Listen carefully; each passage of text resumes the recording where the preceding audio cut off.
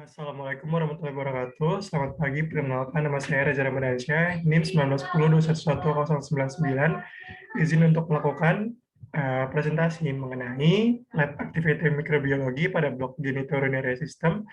Yaitu di sini saya akan membahas mengenai mikroorganisme bakteri yaitu Proteus sp, lalu Escherichia coli, dan yang terakhir itu Staphylococcus aureus.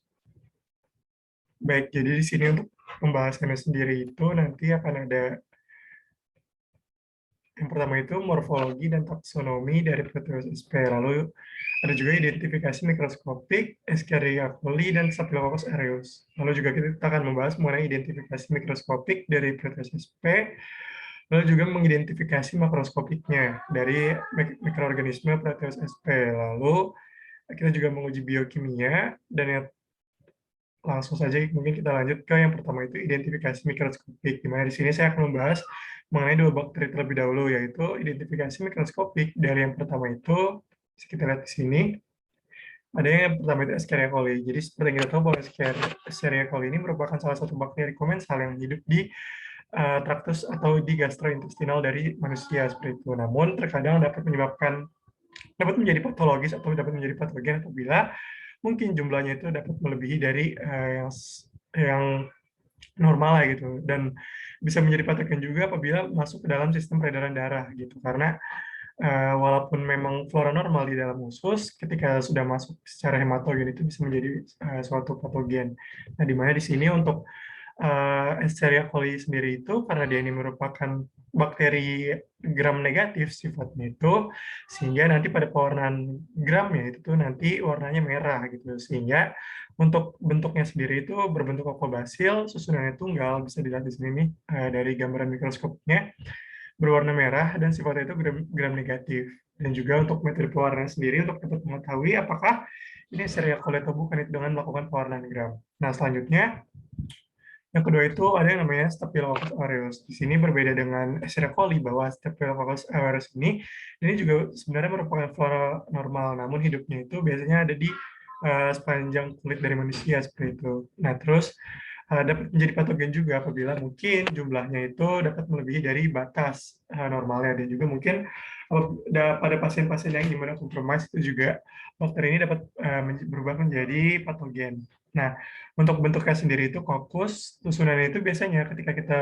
temui di bawah mikroskop itu bergerombol seperti anggur. Nah, di sini karena dia ini sifatnya itu gram positif, maka pada saat dilakukan pewarnaan gram, maka warnanya itu akan kristal violet seperti itu atau seperti ungu.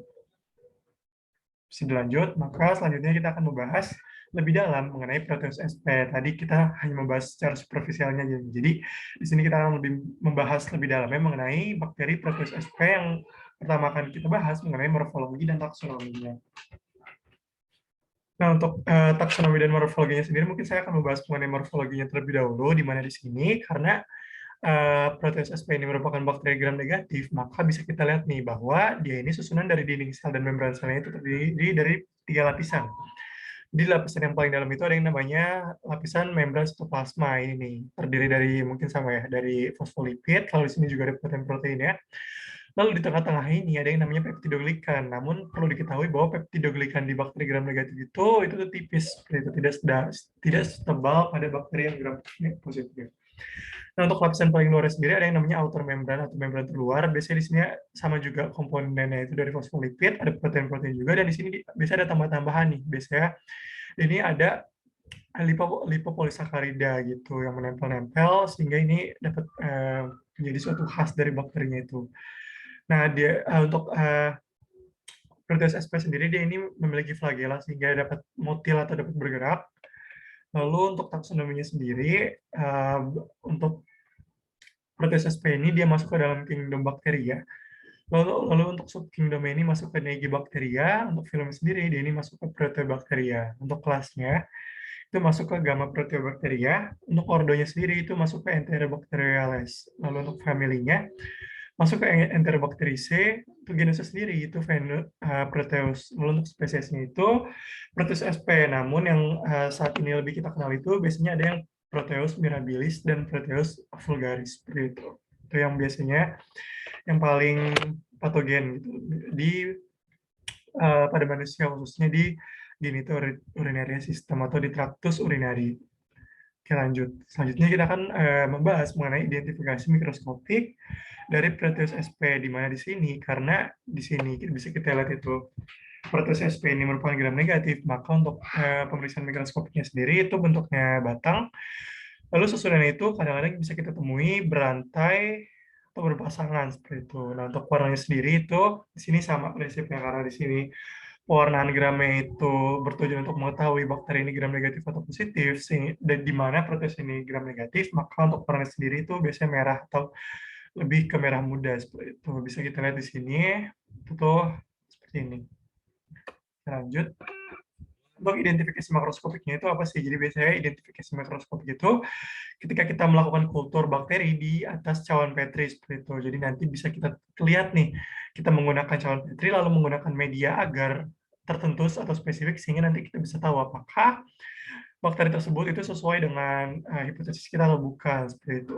Maka dilakukan identifikasi makroskopik untuk dapat lebih menunjang. Di mana di sini untuk identifikasi makroskopik dari Proteus sp sendiri ini khas nih. Jadi di sini ada yang namanya swarming phenomena. Swarming phenomena itu merupakan zona konsentris pada pertumbuhan bakteri pada saat dia ini dilakukan kultur seperti itu. Dan nanti swarming ini bahkan bisa menutupi seluruh permukaan dari agarnya. Di mana di sini kita bisa melakukan dengan metode nutrien agar. Biasanya nutrien agar ini dapat menjadi media pertumbuhan juga bagi Proteus sp dan juga melalui media blood agar seperti itu.